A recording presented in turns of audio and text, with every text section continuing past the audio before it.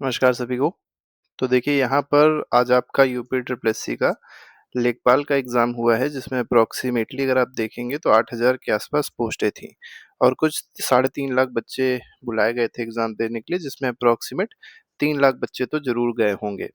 ठीक है, तो मेनली बहुत ज़्यादा डिस्कशन उसके बाद हो रहा है। जैसे ही पेपर हुआ उसके 10-15 मिनट बाद ही चालू हो गया कि क्या कट ऑफ जाएगी, क्या कट ऑफ जाएगी।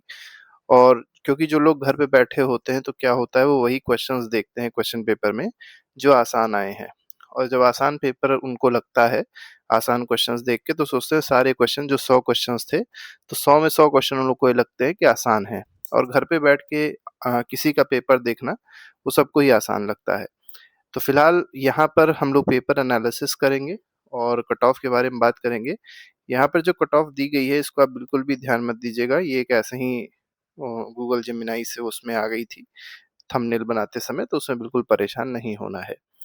तो पेपर का एनालिसिस अगर देखा जाए तो पेपर में कुछ इंपॉर्टेंट सेक्शंस थे, जैसे हिंदी था, ठीक है, इसके बाद कंप्यूटर था, ठीक, इसके बाद डीआई था, डीआई में मेनली मैथमेटिक्स थी, डाटा इंटरप्रिटेशन था, और साथ ही साथ अगर आप देखेंगे तो बाकी सब जीएस थी।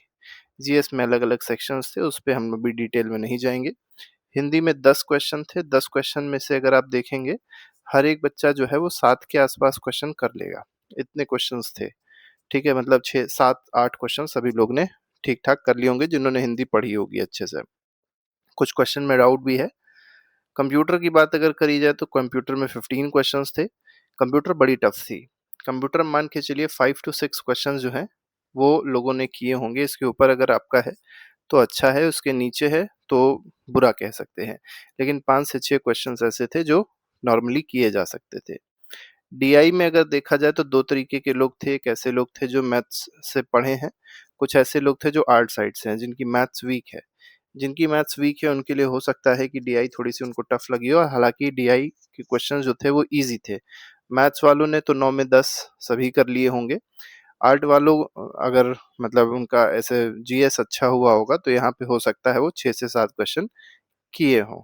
मतलब ये मॉडरेट लेवल का था, बहुत आसान भी नहीं कहेंगे तो बहुत कठिन भी नहीं कहेंगे, क्योंकि कुछ क्वेश्चंस, एक क्वेश्चन ऐसा था जिसमें शायद नन ऑफ दीज़ भी आ रहा था आंसर, और कन्फ्यूजिंग थे कुछ क्वेश्चंस, ठीक है?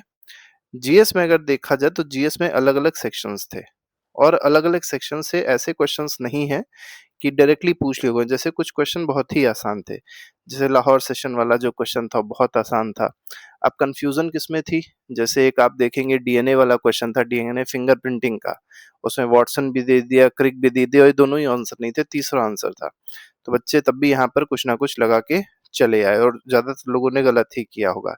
इसी तरीके से अपोलो 11 वाला जो क्वेश्चन था, वो अपोलो 2 दे दिया था इन लोग ने, यहाँ पे कन्फ्यूज़न होके लोगों ने अपोलो 12 लगा दिया होगा। तो ये सब प्रॉब्लम्स थी। ये अगर आप देखेंगे ऐसे-ऐसे क्वेश्चन, 5 से 6 क्वेश्चन्स आपको ऐसे मिलेंगे जो बड़े कन्फ्यूज़न वाले थे। तो इसमें सभी का कुछ ना कुछ गड़बड़ हुआ है। बाकी अगर देखा जाए 20 क्वेश्चन्स ऐसे थे जिनको छूना भी मुश्किल था। मतलब वो इस तरीके की चीज़ें पूछ रहे थे कि अंधी में अगर सही हो गई तो ठीक है, वरना कोई सही कर नहीं सकता है। जो पीसीएस का भी एग्ज़ाम दे रहा है, उसके लिए भी वो जीके या वो उस तरीके की साइंस करना चीज़ कठिन था। ठीक है? मैंने खुद 2024 का 2025 का मेंस लिखा है, और मैं खुद जब पेपर देख रहा था, तो मुझे लगा कि पेपर का पैटर्न जो है, वो थोड़ा-सा टफ बनाया है। तो अब ओवरऑल देख लेते हैं, ओवरऑल जो कट ऑफ रहेगी, वो क्या रहेगी, उसको थोड़ा-सा देख लिया जाए। तो देखिए यूआर की अगर कट ऑफ देखी जाए, तो यूआर, क्योंकि कई सारे लोग मैं देख रहा हूँ चैनल पे, यूट्यूबर्स ये बता रहे हैं 70 नंबर कट ऑफ जाएगी, 75 नंबर कट ऑफ जाएगी, ऐसा होना नहीं चाहिए, ठीक है? क्योंकि पेपर टफ था, एक्चुअल में पेपर टफ था। कट ऑफ अगर देखेंगे तो ज़्यादा से ज़्यादा 62 से 63 नंबर जानी चाहिए यूआर की। ये फाइनल कट ऑफ बता रहे हैं, ये डीवी कट ऑफ समझिएगा, डीवी कट ऑफ इससे और कम जाएगी। ओबीसी ईडब्ल्यूएस की कट ऑफ अगर देखी जाए तो ये 60 से लेके 62 तक जाएगी, मतलब 2 नंबर का ही डिफरेंस रहेगा, उससे ज़्यादा डिफरेंस इन दोनों में नहीं रहेगा।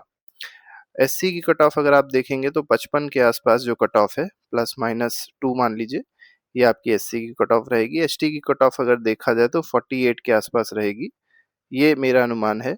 एक्स सर्विसमैन की कट ऑफ और थोड़ी-सी कम हो सकती है, तो ये 40 के आसपास जा सकती है, या इससे थोड़ी-सी और कम हो सकती है। वुमेन की कट ऑफ जो है, इसमें बहुत ज़्यादा अंतर नहीं आता है।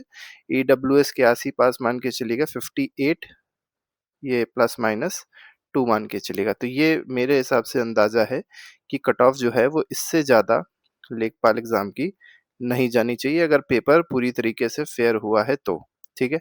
क्योंकि पेपर अगर टफ होता है तो सभी के लिए टफ होता है, ईज़ी होता है तो सभी के लिए ईज़ी होता है।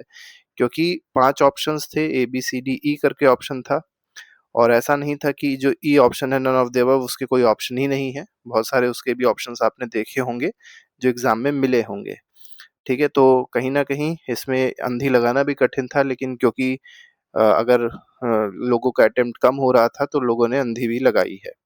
तो यहाँ पर भी नेगेटिव मार्किंग बच्चों की हुई ज़रूर होगी। तो इस पूरे को अगर देखा जाए तो पूरे से मुझे ये पता चलता है कि जो कट ऑफ बनने वाली है वो इतनी बनने वाली है।